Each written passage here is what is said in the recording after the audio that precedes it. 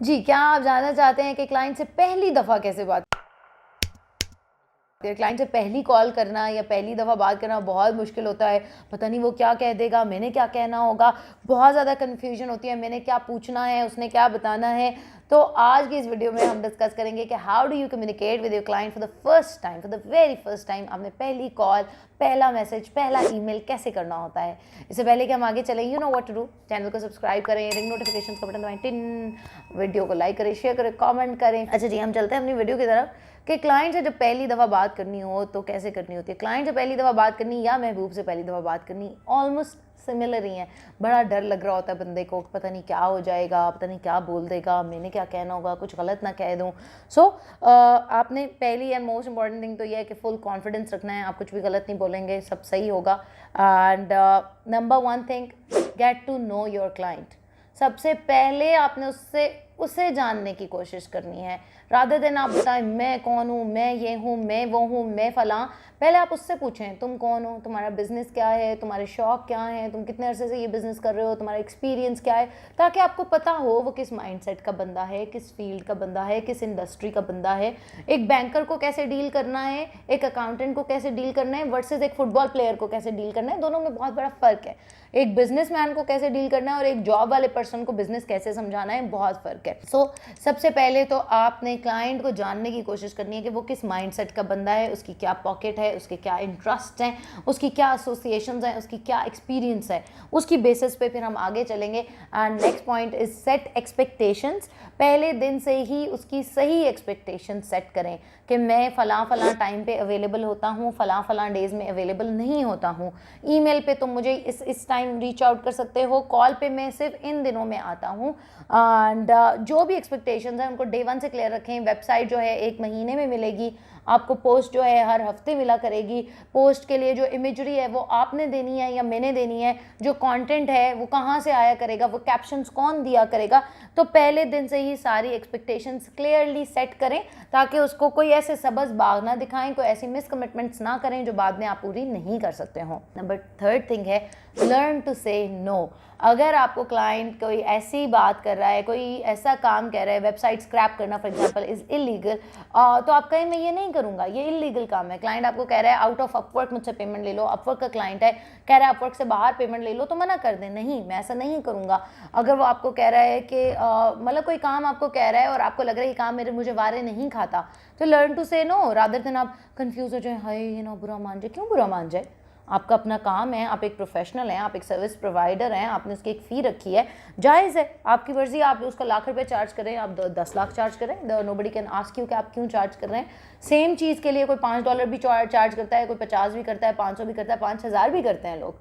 तो कोई उनसे नहीं पूछा जाके कि आप क्यों कर रहे हैं। सो लर्न टू से नो। जब आपको नो कहने की ज़रूरत पड़े तो ज़रूर नो कहें। अपनी बाउंड्रीज़ को कभी भी किसी को क्रॉस ना करने दें, चाहे वो फाइनेंशियल अब्यूज़ है, चाहे वो इमोशनल अब्यूज़ है, चाहे वो साइकोलॉजिकल अब्यूज़ है।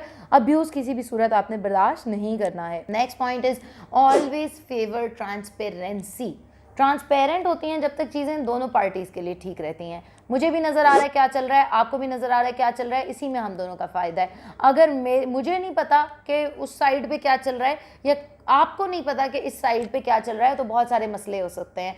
क्या होता है जब ट्रांसपेरेंसी नहीं होती, जब when you are keeping your client in the dark या when you are being in the dark, तो क्या होता है बहुत सारे वसवसे जन्म लेते हैं, बहुत सारी अजम्पशंस जन्म लेती हैं। उन वसवसों की बेस पे वो किसी और से डिस्कस करेगा, वो कहेगा नहीं तुम्हें तो चूना लग रहा है, आपको बोला नहीं ये बंदा तुम्हारे साथ ठीक नहीं है, ये फ्रॉड करेगा तुम्हारे साथ। तो क्या होगा कि वसवसे जन्म लेंगे, वसवसों से मामला और आगे बढ़ जाएगा, वहम बनना शुरू हो जाएंगे, मसाइल पैदा हो जाएंगे।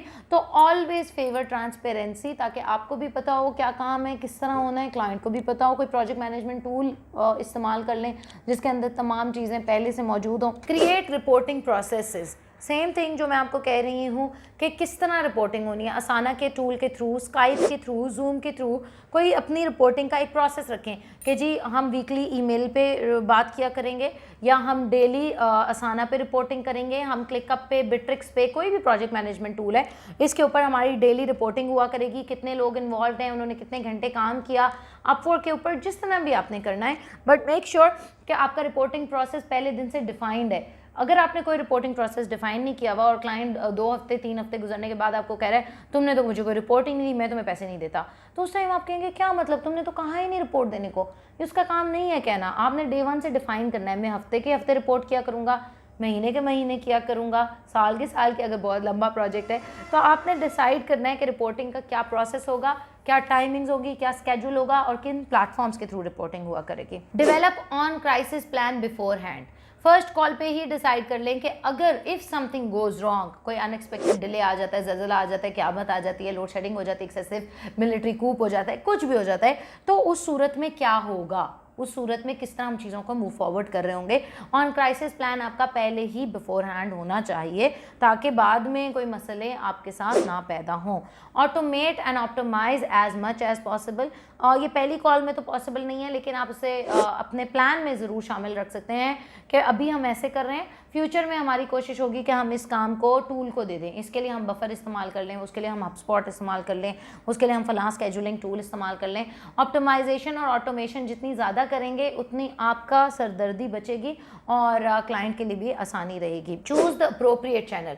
ऐसा चैनल चूज़ करें कम्युनिकेशन के लिए जो आपको भी सूटेबल हो और क्लाइंट को भी सूटेबल हो। अगर क्लाइंट स्काइप पे कंफर्टेबल है, आपके पास स्काइप के पूरा सिग्नल सब कुछ मौजूद है, आप स्काइप से चलें। अगर गूगल हैंगआउट्स पे कंफर्टेबल है, आप गूगल हैंगआउट, लेकिन एक ऐसा चैनल चूज़ करें जो अप्रोप्रिएट हो, जहाँ फाइल शेयरिंग हो सकती हो, जहाँ वीडियो कॉन्फ्रेंसिंग हो सकती हो, जहाँ तमाम चीज़ें ईजिली हो सकती हों। ये नहीं कि वो अनअवेलेबल हो जाए, बंद हो जाए चैनल और आप बैठे रहें। सो अप्रोप्रिएट चैनल चूज़ करें। एंड मोस्ट इंपॉर्टेंटली पहली कॉल पे जो पहली बात मुझे आपको बतानी थी वो मैं आपको आखिर में बता रही हूँ, सुनने की आदत डाल लें। पहले जैसे मैंने आपको बताया, get to know your client first, तो सबसे पहले उसकी सुने, उसको बोलने दें। मैं ये चाहता हूँ, आप ये ना कहा हाँ आई नो, वो कह रहा है you know I want an e-commerce site way people can come and buy my stuff. आप I know how this works, I will get you an e-commerce. नहीं, आप उसे बोलने देना। उसके बोलने से बहुत सी ऐसी चीज़ें होंगी, उसके माइंड के प्रॉब्लम्स, उसके प्रोडक्ट की चीज़ें, उसकी डिस्क्रिप्शंस जो अपने फ्लो में आपको बता रहा होगा। आप नोट्स ले सकते हैं, आप उनके मिनट्स बना सकते हैं, बाद में आपको प्रोजेक्ट एग्जीक्यूशन में वो चीज़ें काम आएंगी। आप अगर पहली कॉल पे उसको नहीं सुनेंगे तो वो मुझे नहीं लगता कि आपके साथ दूसरी कॉल पे भी आमादा होगा या आपके साथ मज़ीद काम करना चाहेगा।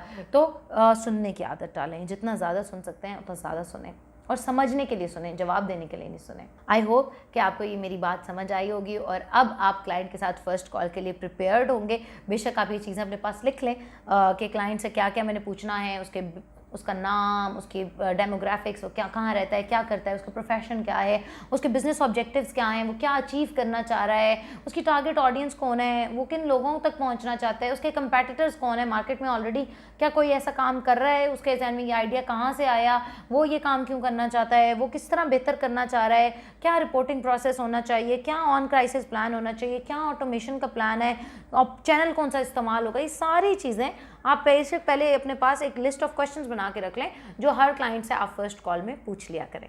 ठीक है, आई होप दिस हेल्प्स। अगर आपको फिर भी कोई सवाल हो आप कमेंट्स में मुझसे ज़रूर पूछें। अपना बहुत ख्याल रखें, खुश रहें, मोहब्बतें बांटें। dankash.com 0304 1115786